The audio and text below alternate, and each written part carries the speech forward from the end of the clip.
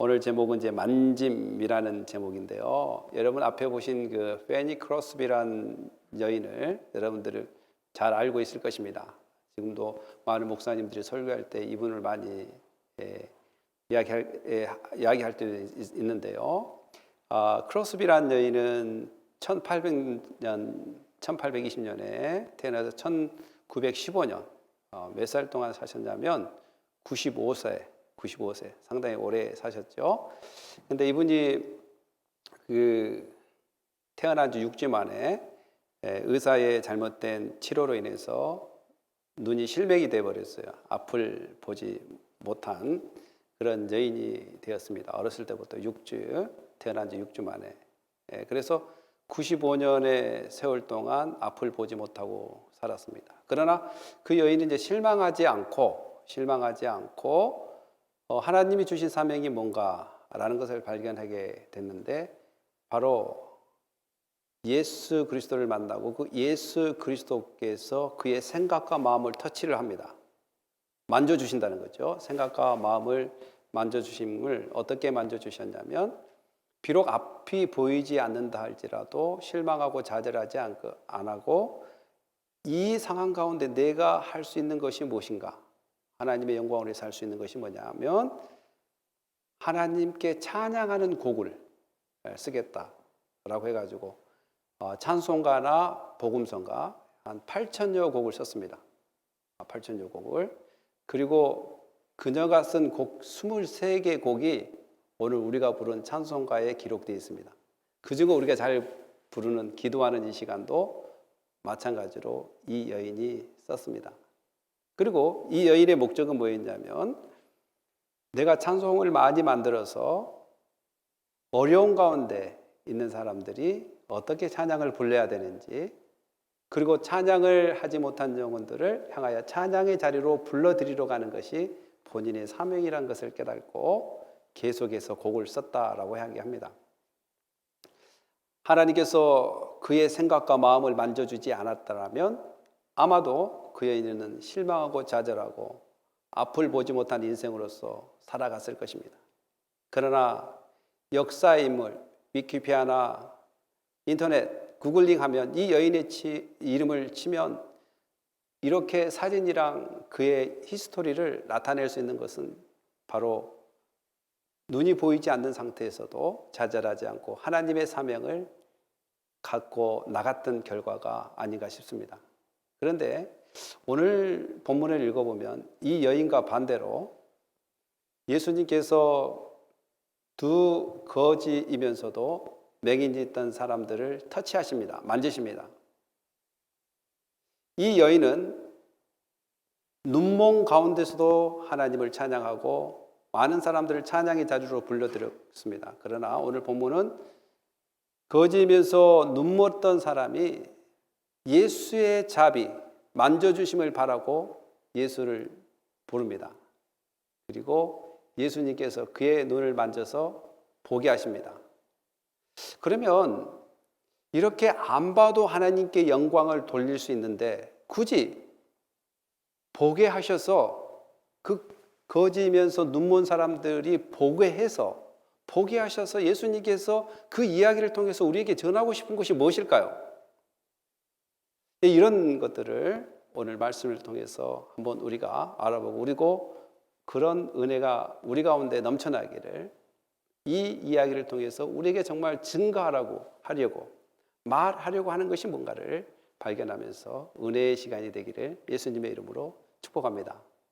우리가 절을 읽어보면 우리가 한번 읽어볼까요? 그들이 시작. 그들이 여리고에서 떠나갈 때에 큰 무리가 예수를 따르더라. 맹인 두 사람이 길가에 앉았다가 예수께서 지나가신 다음을 듣고 소리질러 이르되 주여 우리를 불쌍히 여기소서 다윗의 자손이여 하니니. 여러분, 예수님께서 계속 사역을 하면서 갈릴리로부터 계속 남하하면서 여리고까지 내려옵니다. 그래서 여리고를 지나서 어디로 가야 되냐면 예루살렘으로 가야 되는데 거기에 두 사람이 있습니다. 앞을 보지 못한 사람들. 사실 여리고 지형은 요단 계곡에서 여리고까지 한 8km 정도 돼요, 거리가. 그리고 여리고에서 예루살렘으로 가려면 29km가 됩니다. 그러면 다 이제 걸어가든지 나귀를 타고 가든지 그렇게 이동을 하는데, 여러분들이 잘 아시다시피 여리고는 그 해수면 아래가 있습니다. 해수면 아래. 바다가 이제 이렇게 해수면이 이렇게 됐다면, 바다의 높이가 이 정도 돼 있다면, 여리고는 예루살렘의 800m의 높은 산을 거쳐서 이 해수면보다 257m 아래가 있습니다. 그러니까 이 해수면 위로 800m 정도의 예루살렘 높이라면 해수면 아래 257m면 약 1000m의 높이로 지금 여리고로부터 예루살렘으로 올라가는 그런 상황에 지금 이 제자들과 예수님이 있는데, 이 사역이 이제 예수님께서 바로 계속 이야기했던 것은, 내가 예루살렘에 가서 장로들과 대제사장들과 서기관들과 이런 사람들로 하여금 잡히고, 또 그들로 하여금 넘김을 당해서 심판을 받고 또 때림을 받고 죽고 다시 부활한다는 그 메시지를 마태복음 16장, 17장, 20장에 걸쳐서 계속해서 공식적으로 이야기를 하면서 지금 가는 것입니다. 내 사역이 무엇인가? 예수님이 사역이 무엇인가? 이렇게. 그런데 갑자기 이 여리고 지역에서 예루살렘으로 가려고 하니까 이 두 사람이 외치는 소리가 뭐냐면, 주여 우리를 불쌍히 여기소서 다윗의 자손이라는 이야기를 합니다. 물론 주여 다윗의 자손이라는 말을 하면서 마태복음엔 이런 상황이 9번 정도 나옵니다. 9번 정도. 다윗의 자손이 어떨 때 이런 이야기를 하냐면, 아픈 사람이 치료를 원할 때 다윗의 자손이여 나를 고쳐주십시오, 나를 고쳐주십시오 라고 이야기합니다. 왜 다윗의 자손이 나를 고쳐줄 것이라고 생각했냐면, 다음에도 나오겠지만 구약에서부터 메시아가 오시면 눈먼 자가 보게 될 것이고 듣지 못한 자가 들을 것이라는 그런 이사야서나 여러 가지 예레미야서나 이런 데서 이야기했기 때문에, 그들은 구약을 알고 또 메시아가 오면 어떻게 되리라는 것을 알기 때문에 그 주여 다윗의 자손이 불쌍히 여겨달라고 이렇게 이야기하는 것을 볼 수 있습니다. 사실 마태복음에서는 그 인물의 이름이 나오지 않지만 마가복음 10장 46절에는 그 인물이 누군가를 이야기해 줍니다. 한번 읽어볼까요? 그들이 시작. 그들이 여리고에 이르렀더니 예수께서 제자들과 허다한 무리와 함께 여리고에서 나가실 때 디모의 아들인 맹인 거지 바디메오가 길가에 앉았다가, 여러분 잘 아시지만 디메오란 뜻이 뭡니까? 디메오란 뜻은 좀 거친 말 표현하면 똥이란 말입니다. 똥. 좀 유식한 말로 하면 배설물이라고 해요. 사람의 배설물. 그러니까 디메오는 아버지고 바디메오는 바는 히브리어로 벤이 아들이란 말이에요. 그래서 헬라어로 바디메오라면 똥의 아들, 배설물의 아들이란 그 이름 속에가 담겨 있습니다. 그러니까 이 구걸하던 사람의 신분이 어떤 신분인지를 마가복음은 이야기합니다. 그 외쳤던 자 한 명을 바디메오라는 사람이 곧 배설물의 아들, 똥의 아들이라는 신분을 가진 그가 자비를 베풀어 달라는 거예요. 자비를 베풀어. 근데 어떻게 이 사람이 예수님이 주고 다윗의 자손인 줄 알았을까요? 성경에서는 자세히 나오지 않습니다. 이 사람이 어떻게 예수님이 주며 다윗의 자손이라는 이야기를 했을까요? 라는 그 깨달음이, 물론 여러분들 보면 마태복음 9장에도 똑같은 이런 이야기가 나옵니다. 그런데 이제 이 이야기 속에서 우리가 발견할 수 있는 것은, 하나님의 은혜가 아니면 예수라고 발견할 수 없고 예수를 다윗의 자손이라는 것을 발견할 수가 없습니다. 아무리 논리적으로 가르쳐주고 구약 성경을 많이 읽는다 할지라도 예수를 딱 알아본다. 여러분, 남녀관계 사랑도 마찬가지요. 지구에 반은 남자, 지구에 반은 여자인데 저 여자와 내가 결혼할 것이라는 것은 논리적으로 성립이 안 될 때가 많이 있습니다. 그냥 찡하면 만나게 되는 거죠. 찡하면. 논리적으로 이 사람과 만난다, 저 사람과 만난다 라고 할 때 하나님께서 짝 지어준 사람은 만나게 돼 있다는 거죠. 고로 예수를 알게 선택되어지고 예수님을 깨달을 수 있도록 그렇게 준비되어진 사람은 곧 하나님의 은혜의 관점에서 예수를 주요 다윗의 자손이라고 부를 수 있습니다.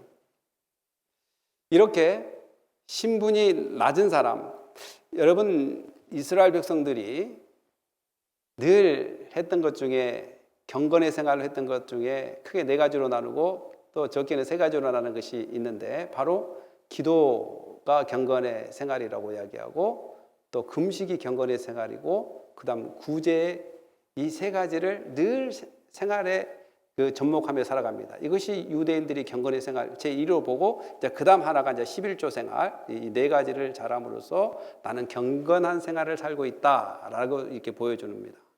그렇지만 이 이스라엘 백성들이 구제를 하고 또한 돕지만 이 거지나 이 눈먼 사람들하고 릴레이션십을 갖지는 않습니다. 그냥 한두 푼 돈을 던져주고 할지라도 그들하고 정말 친구처럼 이렇게 대하지는 않습니다. 마찬가지로 그렇게 외롭고 힘들고 분리되어 있고 정말 눈을 볼 수가 없기 때문에 눈으로 볼 수가 없기 때문에 무슨 일을 할 수 있겠습니까? 아까 크로스비 같은 사람은 눈을 가지고 볼 수 없다 할지라도 하나님을 찬양하는 그러한 하나님의 만지심이 있어서 그렇게 했는데 이 사람은 그런 것조차도 깨닫지 못하고 그냥 거지처럼 살아가는 이런 인생이었습니다. 그런 아무 희망과 비전이 없던 그가 바랄 수 있는 것은 바로 자비입니다. 자비. mercy입니다. mercy. 메시아로 오신다는 분의 그 mercy가 정말 필요한 사람입니다. 그리고 주여란 말과 다윗의 자손이란 말 속에서 우리가 잘 아시다시피 이들은 메시아를 기다리고 있었던 사람이라고 이야기할 수 있습니다. 어떻습니까? 우리의 인생 또한 어떻습니까? 우리의 인생 또한 정말 모르겠습니다. 여러분들은 어떤 가문에 태어났는지 모르겠지만 저는 좋은 가문에 태어나지도 않았을 뿐더러 또한 좋은 도시에 태어나지도 않았을 뿐더러 좋은 학식이 있는 사람도 아닙니다. 마치 디메오, 바드미와 같은 정말 배설물의 아들과 같은 정말 세상에 정말 알아주지도 않고 희망과 비전이 없고 꿈이 없고 죽으면 지옥 갈 백성이었던 저를 예수 그리스도의 자비가 아니었다면 어떻게 우리가 구원받을 수 있겠는가? 라는 그 메시지가 이 말씀 속에서 우리는 또 발견하게 됩니다. 우리가 더 좀 나가보자면 한번 읽어볼까? 무리가 시작. 무리가 꾸짖어 잠잠하라되 더욱 소리질러 이르되 주여 우리를 불쌍히 여기소서 다윗의 자손이여 하는지라. 무리가 꾸짖어. 그러니까 여기는 예수님을 따라가는 제자들도 포함되고 그 제자들을 포함한 많은 예수님을 따라가는 무리들이라고 이야기할 수 있겠습니다. 여러분, 제자들은 부모들이 자기 자식을 예수님께 데려와서 예수님 안수 좀 해주세요 하고 이야기했던 마태복음 19장 13절에 그렇게 나와서 예수님의 안수를 받고자 하는 그러한 부모의 마음, 그 자기 자녀를 예수님께 데려와서 예수님 저희 자녀들 안수해달라는 그러한 마음으로 아이들이 올 때 제자들이 오지 말라고 꾸짖었습니다. 그러니까 예수님은 그 제자들에게 오는 것을 허용하라 라는 이야기를 합니다. 마찬가지로 오늘 이 말씀도 무리가 꾸짖어 잠잠하라되 더욱 소리질러 이르되, 그러니까 그 자비가 필요한 사람들은 예수의 그 자비를 구하는데 제자들은 또한 그 무리들은 오지 마라고 하는 것, 그들의 욕심은, 그들의 생각은 무엇이냐면 예수의 메시아관이 잘못되어 있다는 거죠. 빨리 지금 예루살렘에 가서 왕관을 쓰고 이 유대란 나라를 회복시키고 로마로부터 또한 전 세계로부터 이렇게 높이 들려주고 같이 예수님을 따라가는 우리들이 좌편 우편에 좋은 높은 자리에 앉기를 갈망하는 그런 사람들에게 있어서 안중에도 없는 것이 어린아이와 같은 사람, 또한 신분적으로 낮은 사람, 자비가 또한 국률이 필요한 그런 사람을 무시하게 되는 그런 처사에 있는 것을 볼 수 있습니다. 그러나 예수님은 흔들리지가 않습니다. 예수님이 이 땅에 온 목적이 무엇인가? 예수님이 이 땅에서 무엇을 해야 되는 것에 대해서 흔들림 없이 계속해서 나는 바로 자비를 주러 왔고 저런 자비를 구하는 자에게 자비를 줄 것이며 은혜를 구하는 자에게 은혜를 주러 왔다는 그러한 자기의 사역을 열심히 실행해 가고 있는 것을 볼 수 있습니다. 사랑하는 성도 여러분, 우리가 예수를 믿으며 또한 살아갈 때 우리는 보이게 또한 보이지 않게 약간의 그 차별을 할 때가 있습니다. 사람에 대한 차별, 또한 사람에 대한 생각들.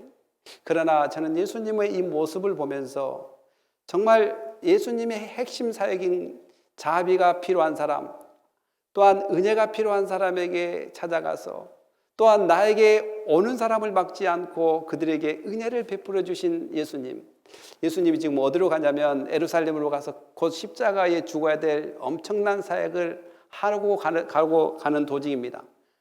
제자들이나 여러 군중들은 그 반대로 엄청난 왕관을 쓰고 정말 새로운 예루살렘이 탄생되리라는 기대감, 예수님의 기대감과 그들의 기대감은 다름에도 불구하고 예수님은 흔들림 없이 복음을 증거하고 그들에게 예수 그리스도의 자비를 선포하는 그런 상황이 바로 주여 우리를 불쌍히 여기소서 다윗의 자손이라는 이 소리를 넘어가지 않고 있다는 것을 우리 다음 구절에 볼 수 있는데, 먼저 에레미야 23장 56절 한번 읽어볼까요? 시작.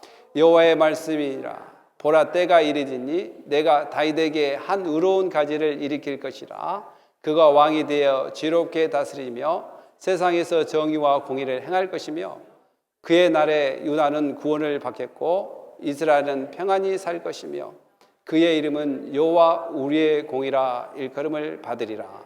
네, 에레미야서를 읽었던 그 무리들, 에레미야서를 읽었던 그 유대인들은 바로 그 메시아 되신 예수님이 지금 바로 예루살렘으로 가서 정말 새로운 나라, 자기들이 꿈꾸는 나라를, 유토피아를 지금 행성해야 되는데 정말 똥의 자식, 배설무와 같은 자식, 거지 같은 자식, 저런 사람이 가는 길을 막는다고 꾸짖어대는 이 모습을 보면서 예수님은 그것이 아니다. 참된 섬김과 참된 의를 이 땅에 이루러 오신 예수님은 그들이 다음 구절에서 어떻게 하는 건지 한번 우리가 보겠습니다. 시작. 예수께서 머물러 서서 그들 불러 이르시되 너에게 무엇을 하여 주기를 원하느냐 이르되 주여 우리의 눈을 뜨기를 원하나이다. 아멘. 이 이야기를 읽어보니까 여러분 생각난 구절이 있을 겁니다. 마태복음 20장 21절에 예수님께서 요한의 어머니 야고보의 어머니 살로메에게 간청을 해보라고 했죠. 무엇을 해주기를 원하느냐 라고 할 때 요한의 어머니 야고보의 어머니는 자기 자식들을 천국에서 하늘나라에서 하나는 우편에 하나는 좌편에 좀 앉아주십시오. 권세의 자리에 좀 앉아달라고 이야기합니다. 그 사건과 이 사건이 아주 이게 비교가 됩니다. 마찬가지로 이 사건도 그 맹인들에게 이야기하기를 너희가 무엇을 하여 주기를 내가 너희에게 무엇을 하여 주기를 원하느냐라고 이야기할 때 그들은 권력이나 명예나 또한 높은 자리 또한 아주 덕망스러운 그러한 자기의 모습 이러한 모든 것들에 대한 것들을 구할 수도 있음에도 불구하고 그들은 구하지 않습니다. 그들이 한 가지 소원이 있다면 우리의 눈뜨기를 원하나이다. 왜 눈을 떼야 될까요? 왜? 그들이 눈이 떼야 된다는 것은 아까도 이야기했다시피 크로스비란 그 여인은 눈을 안 떠도 하나님 일을 할 수 있다. 그런데 왜 그들이 눈을 떼야 되는가? 이것은 두 가지 측면이 있죠. 하나는 우리 육신이 정말 갈망해서 눈을 뜨고자 하는 그 마음이 하나가 있겠고, 두 번째는 이 그림을 통해서 이스라엘 백성들의 이 어두운 상황을 이렇게 예표적으로도 이야기해 줄 수 있다는 것입니다. 그리고 이 말을 우리가 보면 예수 그리스도가 오면 눈을 뜰 것이라는 그들은 이미 이사야 29장 18절에 이야기한 것처럼 알고 있었습니다. 우리 한번 읽어볼까요? 그날의 시작. 그날에 못 듣는 사람이 책의 말을 들을 것이며 어둡고 캄캄한 데서 맹인의 눈이 볼 것이며, 여기서 책이라는 스크라이브, 이게 두루마리 성경을 이야기하는 거예요. 그러니까 하나님의 뜻을 발견하지도 못하고 하나님의 말씀이 있어도 깨닫지 못한 그들이 메시아가 오면 보게 될 것이라는 것입니다. 그런데 다른 사람들은 이 부분을 생각하기는 치료 목적으로만 생각을 하지 정말 영적인 회복을 기대하지 않습니다. 그래서 사람들은 영적인 포커스보다는 세상적인 포커스, 자기 자식이 하나는 천국에서 우편에, 오른편에, 좌편에 앉아서 높은 자리를 요구하는 모습이라면, 이 맹인들은 예수 그리스도의 자비를 통해서 예수 그리스도를 보기를 원하는, 또한 구원의 감격과 구원의 기쁨을 보기를 원하는 그러한 의미로 이 말씀을 우리가 생각해 볼 수 있다는 것입니다. 마지막으로 한번 읽어볼까요? 예수께서 시작. 예수께서 불쌍히 여기사 그들의 눈을 만지시니 곧 보게 되어 그들이 예수를 따르니라. 여기서 파라겐 is stays 이란 이 단어는 뭐냐면 그 창자가 요동을 치다 이 말이에요. 창자가 요동을 치다. 창자가 막 역동적으로 움직이다 이 말입니다. 헬라어로. 그러니까 예수님은 불쌍히 여기다. 그러니까 이 본문에서 일반 불쌍히 여기다가 세 번이 나오는데, 여기서 약간 다른 불쌍히 여기는 것입니다. 첫 번째, 두 번째 불쌍은 좀 멀시, 자비를 구해 달라는 불쌍이라면, 여기는 피리, 정말 역동적으로 마음에서 우러나와서 창자가 요동하듯이 정말 자비를 베풀어야 되겠다는 그 예수님의 마음, 그 말씀을 여기서 스파르겐 스테이스 이란 이 단어를 통해서 우리가 알 수 있습니다. 여기서 그들의 눈을 예수님께서 만집니다. 그래서 그들이 보게 되는 놀라운 일이 있습니다. 사실 성경에서는 예수 그리스도로부터 치료를 받고 나갑니다. 어떤 사람은 복음을 증거로 나가고 어떤 사람은 나았다라고 사라져버린 사람도 있고, 그런데 유독 여기는 낫고 예수님을 따르는 그러한 이야기가, 이 구절이 처음입니다. 예수님을 따르는, 예수님 병을 낫고 가는 사람도 있고 또 증거하는 사람도 같지만 병을 낫고 예수님을 따르는 구절이 바로 여기가 처음이에요. 그러면 우리가 이제 여기서 우리가 생각해 보아야 될 것은, 예수님께서 이 이야기를 통해서 정말 단순히 육체적인 병을 낫주게 하는 것뿐만 아니라 뭔가의 목적이 있었지 않을까. 우리 이사야 6장 9절 10절 한번 읽어보겠습니다. 여호와께서 시작. 여호와께서 이르시되 가서 이 백성에게 이르기를 너희가 듣기는 들어도 깨닫지 못할 것이요 보기는 보아도 알지 못하리라 하여 이 백성의 마음을 둔하게 하며 그들이 기가 막혔고 그들의 눈이 감기게 하리라. 사실 이스라엘 백성들은 이렇게 됐던 이유가 있습니다. 하나님을 멀리하고 하나님을 떠나고 하나님께 불순종함으로, 또한 하나님보다 이웃나라를 더 의지하고 이웃나라의 국력을 더 의지합니다. 그리고 심지어는 이웃나라들에게 가져한 수입해온 우상까지 섬기게 되어서 하나님의 마음을 아프게 했던 그 이스라엘 백성들, 너희들이 너무 죄가 가득해서 들어도 듣지 못하고 봐도 보지 못하는 그런 상황에 있는 이스라엘 백성들이었습니다. 그러므로서 이제 이 맹인의 이야기를 통해서 이제는 너희들이 예수 그리스도가 앞으로 십자가 위에서 죽으시고 부활함으로 죄악으로 눌려있고 죄악의 그 어두운 터널 속에 보지 못한 영혼들, 고통받고 노예스럽게 살던 이 영혼들이 마치 이 맹인이 보듯이 앞으로 십자가의 사건을 통해서 볼 수 있다는 그러한 놀라운 그러한 말씀을 이 말씀에서 보여주는 것을 우리는 발견하게 됩니다.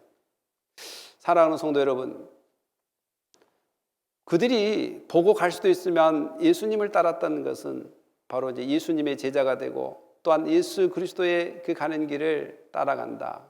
이거는 실제적으로 예수 그리스도를 진실로 볼 수 있는 눈이 생겼다는 것입니다. 사랑하는 성도 여러분, 여러분들 예수 그리스도를 진심으로 볼 수 있는 눈이 있습니까? 그렇다면 우리의 삶은 진정 변화를 경험할 것입니다. 우리의 삶의 방향과 목적이 달라질 것입니다. 사실 이제 50대가 되고 60대가 되고 70대가 되면 사람들은 계획을 세웁니다. 어떻게 이 남은 인생을 살아야 될까? 그래, 좋은 집을 사든지 vehicle, 어떤 RV를 사든지 또 여러 가지 보험을 들어놓든지 아니면 여행을 계획하든지. 제가 지금까지 버지니아에 와서 사람들에게 그런 이야기를 들으면 이런 종류의 이야기를 많이 합니다. 그러나 이렇게 이야기한 사람은 좀 드물어요.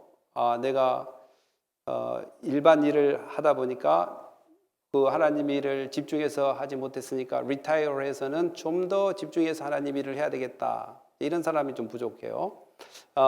이 교회를 섬기고 있는 게런이라는 분이죠. 게런, 이 교회를 섬기는 엘더인데 그분은 리타이어를 해가지고 부부가 죽을 때까지 이 교회를 정말 잘 섬겨야 되겠다.